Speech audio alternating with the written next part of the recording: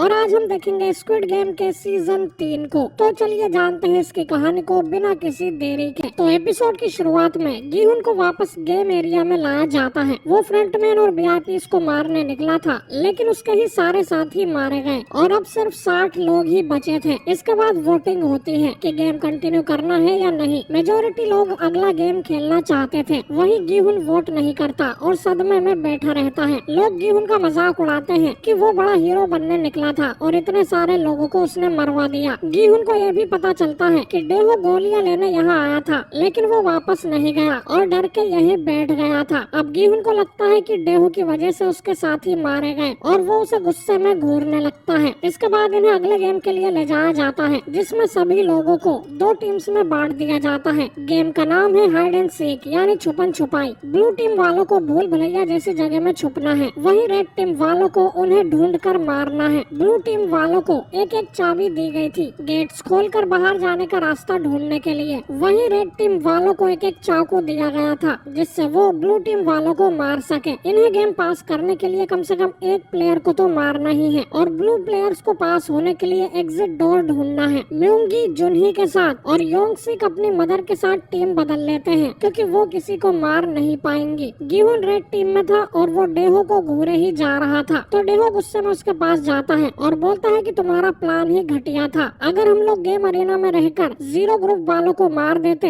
तो अगले दिन इनका ग्रुप वोटिंग जीत जाता और ये सब शांति से घर चले जाते। लेकिन गीहुन को तो क्रांति लानी थी, तो जितने भी लोग मरे हैं उसका जिम्मेदार सिर्फ गीहुन है, तो मुझे घूरना बंद करो। लेकिन गीहुन के दिमाग में ये सारी बातें नहीं जाती और वो डेहो को मारना चाहता है। इसके बाद गेम शुरू होता है और ब्लू टीम वाले गेम एरिया में इधर उधर छुप जाते हैं। वहीं नामगू म्यूंगी के साथ टीम बना लेता है क्योंकि साथ मिलकर किसी को मारना ज्यादा आसान होगा। गेम शुरू होता है और ये लोग ब्लू टीम वालों को ढूंढने लगते हैं। युनजो, जुनही और गुमजा एक साथ टीम बना लेती हैं। उन्हें पता चलता है कि इन्हें 3 तरह की चाबियां दी गई हैं, जिनके शेप अलग अलग हैं और इनसे अलग अलग दरवाजे खुलते हैं। वही गीहुन तो बस डेहो को ढूंढता फिर रहा था। अब देख तू, अब तू गया बेटा, अब तू गया। देख तेरी औकात मैं दिखाता हूँ तुझे। देख क्योंकि मैं बहुत दिनों से खेल बंद करने के चक्कर में था। म्यूंगी और नामगू एक आदमी को पकड़कर उसे साथ में मार देते हैं। वहीं फट्टू मिन्सू के हाथ थेनोस की नशे वाली गोलियां लग जाती हैं, जिसे वो खा लेता है। हुंजो की टीम के पास एक रेड टीम वाला आता है और वो कहता है कि वो जुनही या तो उस बुढ़िया को मार देगा। तो हुंजो उसे ही मार देती है। इधर म्यूंगी और नामगू ने 2 लोग मार दिए थे और वो गेम जीत गए थे। लेकिन नामगू कहता है कि उन्हें जितने हो सके उतने ज्यादा ब्लू टीम वालों को मारना चाहिए, इससे लोग कम होंगे और इनाम की रकम बढ़ जाएगी और म्यूंगी इसके लिए मान जाता है। वहीं इधर गीहुन को वो पागल शामन मिल जाती है, पर उसे तो बस डेहो को मारना था, तो वो उसे बता देती है कि डेहो कहाँ है। इसके बाद शामन को यहाँ से निकलने का रास्ता मिल जाता है, लेकिन उसे खोलने के लिए 3 तरह की चाबियां लगेंगी और वो बाकी चाबियां ढूंढने निकल जाती हैं। उसे जोंगडे मिलता है और वो उसे भी एग्जिट डोर के बारे में बताती है क्योंकि उसके पास 2 चाबियां थी। वहीं इधर जुनही का डिलीवरी का समय हो गया था, तो वो एक कमरे के अंदर अपने बच्चे को जन्म देती है। तभी एक आदमी यहाँ अटैक करने आता है, तो हुंजो उसे भी मार देती है और इस चक्कर में उसे एग्जिट डोर मिल जाता है और इनके पास तो 3 चाबियां पहले से थी। वो बाकियों को बताने जाती है कि उसे एग्जिट डोर मिल गया, लेकिन तभी उसे पीछे से कोई चाकू मार देता है। ये म्यूंगी था, जुनही का बॉयफ्रेंड। वो इसके बाद यहाँ से चला जाता है क्योंकि अगर नामगू ने इन्हें देख लिया तो वो इनको मार देगा। इधर शामन और जोंगडे एग्जिट डोर को खोल लेते हैं, लेकिन जोंगडे बाहर निकलकर दरवाजा लॉक कर देता है और फिर मिन्सू यहाँ आता है जो कि नशे में भंडे था और वो शामन को मार देता है। दूसरी तरफ गीहुन भी डेहो को ढूंढ लेता है और दोनों में काफी देर तक लड़ाई होती है और आखिर में गीहुन उसे मार डालता है। इधर जुनही और गुंजा एग्जिट डोर के पास आ गई थी, पर तभी यहाँ गुंजा का बेटा योंगसिक आ जाता है। उसने अब तक किसी को नहीं मारा था और टाइम खत्म होने वाला था। वो जुनही को मारने की कोशिश करता है तो गुंजा उसे कहती है कि तुम मुझे मार दो, वो वैसे भी बूढ़ी हो गई है। योंगसिक अपनी मदर को नहीं मार सकता था। वो जुनही को मारने जाता है तो गुंजा उसे ही मार देती है और ये गेम एंड हो जाता है। जो भी लोग पास नहीं हुए हुए थे उन्हें गार्ड्स मारने लगते हैं। हम देखते हैं कि वीआईपीज भी गार्ड्स बन के यहाँ आए थे ताकि अपने हाथों से प्लेयर्स को मार के मजा ले सके। खैर अब यहाँ सिर्फ 25 लोग ही बचे थे, यानी सबको 10-10 करोड़ मिल सकते हैं। फिर से वोटिंग होती है और फिर से ज्यादातर लोग गेम को कंटिन्यू करने के लिए वोट करते हैं। गुंजा इनसे भीख मांगती है कि इस बच्चे के लिए गेम को एंड कर दो, लेकिन कोई उसकी नहीं सुनता। अब रात को गुंजा गेहूं के पास जाती है और उसे समझाती है कि डिप्रेशन से बाहर निकले और जुनही के बच्चे का ध्यान रखे। और अगली सुबह सब देखते हैं कि गुंजा भी लटक गई थी। इसके बाद इन्हें अगले गेम के लिए ले जाया जाता है और गेहूं जुनही से कहता है कि बच्चा मुझे दे दो, क्योंकि जुनही के पैर में मोच आ गई थी। अगला गेम था रस्सी कूद और सारे वीआईपी ग्लास के पीछे से ये गेम देख रहे थे। गेम को मजेदार बनाने के लिए वो बच्चे को भी इस गेम में शामिल कर देते हैं, यानी बच्चे को भी गेम पास करना होगा। गेम जीतने के लिए सभी प्लेयर्स को इस पार से उस पार जाना था, लेकिन सामने एक रस्सी घूमती रहेगी और नीचे सैकड़ों फीट गहरी खाई थी। जुनही को बताया जाता है कि उसे अपने बच्चे को भी उस पार ले जाना होगा। अगर वो इस तरफ रह गया तो उसे मार दिया जाएगा। अब थोड़ी देर तक तो कोई भी आगे जाने की हिम्मत नहीं करता। मिन्सू नामगू से कहता है कि नशे की गोलियां उसके पास है और उसे प्लेटफॉर्म पे फेंक देता है। उन्हें लेने के लिए नामगू आगे जाता है, लेकिन डिब्बी खोल के देखता है कि वो खाली थी, यानी मिन्सू ने उसे झूठ बोला और रस्सी उसे नीचे धकेल देती है और मिन्सू ने सेमी की मौत का बदला ले लिया। इसके बाद गेहूं उस बच्चे को खुद से बांध लेता है और जुनही से कहता है कि वो बच्चे को उस पार छोड़ के उसे लेने भी आएगा। गेहूं अब आगे जाता है और बड़ी मुश्किल से उस पार पहुंच जाता है। इसके बाद एक दूसरा आदमी भी उस तरफ पहुंच जाता है, लेकिन वो अपने पीछे वाले को धक्का दे के नीचे फेंक देता है और बाकी लोगों को यहाँ आने से मना कर देता है ताकि सारा पैसा उसे मिल जाए। बाकी लोग अब वहीं पर कूदते रहते हैं। गेहूं अब उस आदमी को धमकी देता है कि बाकी लोगों को आने दो वरना तुम्हें नीचे फेंक दूंगा। इधर म्योंगी जुनही को अपने साथ चलने बोलता है, लेकिन वो मना कर देती है क्योंकि म्योंगी ने हुंजो को मारा था। जुनही यह भी कहती है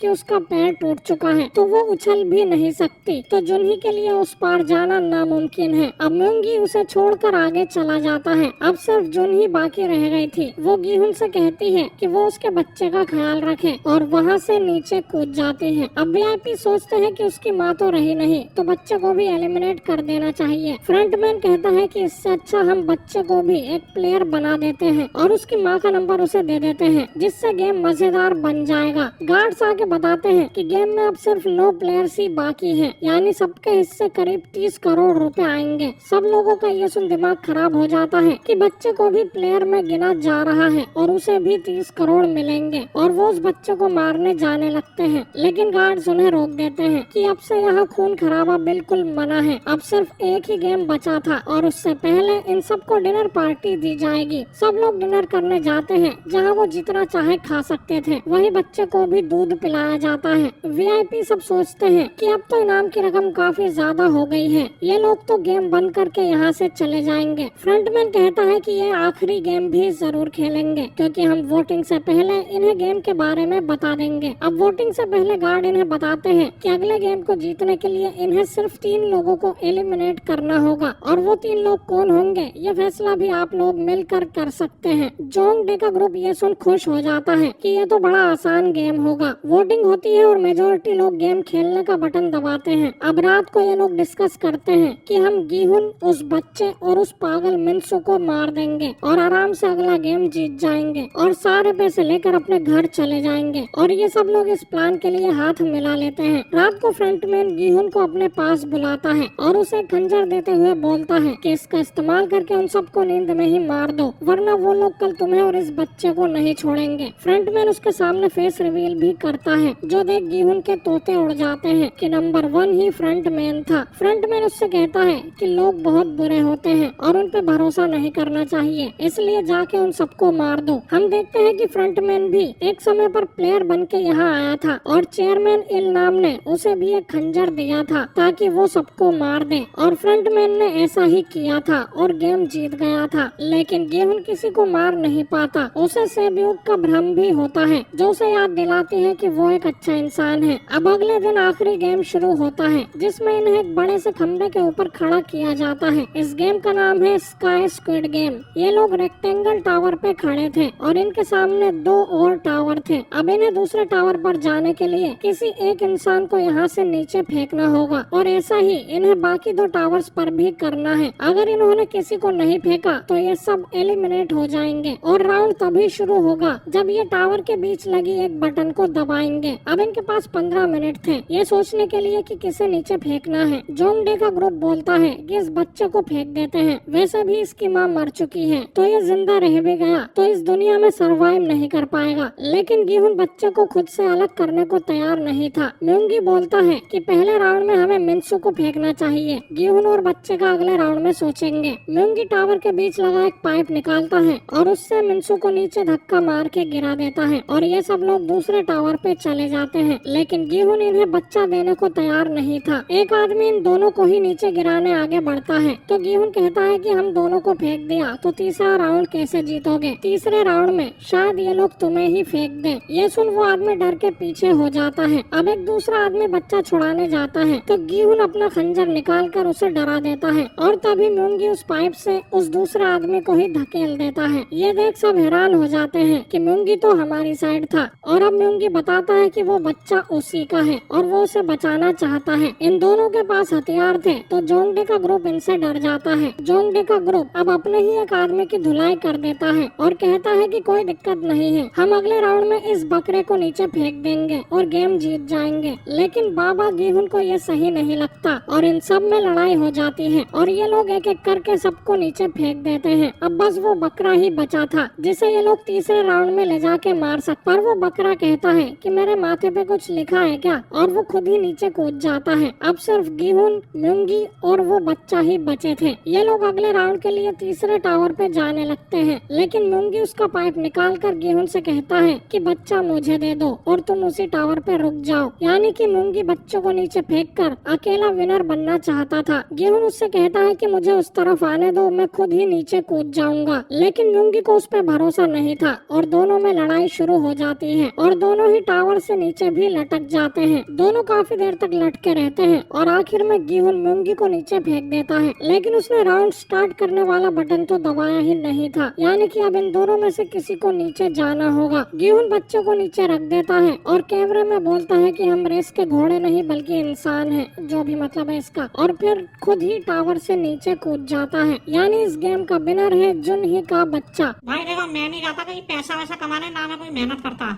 मैं बैठा हूँ किस्मत के भरोसे। किस्मत में होगा तो पैसा खुद चल के आएगा। इसके बाद फ्रंटमैन को पता चलता है कि उनका आइलैंड डिटेक्टिव ने ढूंढ लिया है और पुलिस यहाँ आने वाली है तो वो सबको यहाँ से निकलने को बोलता है। वो टावर पे जाके उस बच्चे को उठा लेता है और सब लोग इस आइलैंड को खाली कर यहाँ से चले जाते हैं। जिसके बाद यहाँ ढेर सारे धमाके होते हैं और स्क्विड गेम का पूरा अरीना जल के तबाह हो जाता है। इसके बाद कहानी 6 महीने आगे जाती है। अब मैंने नोल की स्टोरी लाइन नहीं बताई। बेसिकली वो गोनसुक को बचा के आइलैंड से भगा देती है और वो अब अपनी बेटी के साथ उसी मेले में काम करता है। नोल ने उसे अब तक ये नहीं बताया कि वो ही वो सोल्जर है जिसने उसकी जान बचाई थी। नोल को पता चलता है कि उसकी बेटी चाइना में है तो वो भी उसे लेने चाइना निकल पड़ती है। वहीं डिटेक्टिव इस सीजन भी कुछ नहीं उखाड़ पाया। वो आइलैंड तक पहुंचा भी तो फ्रंटमैन सब कुछ तबाह करके वहां से निकल गया था। वो घर जाके देखता है कि फ्रंटमैन ने जुनही की बच्ची उसके पास छोड़ दी है और उसके पास एक गोल्डन कार्ड भी था जिसे डिटेक्टिव एटीएम में डालता है तो उसमें इनाम की रकम यानी करीब 280 करोड़ रुपए थे। यानी कि इस बच्ची को अब डिटेक्टिव पालेगा। वो सुख गीहुन के उस होटल को चलाने का सोचने लगता है और उसमें रखा गीहुन का पैसा किसी ने चोरी कर लिया था। इसके बाद हम अमेरिका में गीहुन की बेटी को देखते हैं जिससे फ्रंटमैन मिलने आता है। वो उसे बताता है कि उसका फादर मर चुका है और उसे एक डिब्बा देकर यहाँ से निकल जाता है जिसके अंदर गीहुन की यूनिफॉर्म और वही गोल्डन एटीएम कार्ड था। यानी गीहुन के होटल से वो पैसे फ्रंटमैन ने चुराए थे और उन्हें ले जाकर गीहुन की बेटी को दे दिए। हम अमेरिका की गली में भी एक लड़की को डाकची खेलते हुए देखते हैं। यानी कि फ्रंटमैन अब स्क्विड गेम्स को अमेरिका में करवाने वाला है और स्क्विड गेम का सीजन 3 यहीं पर एंड हो जाता है।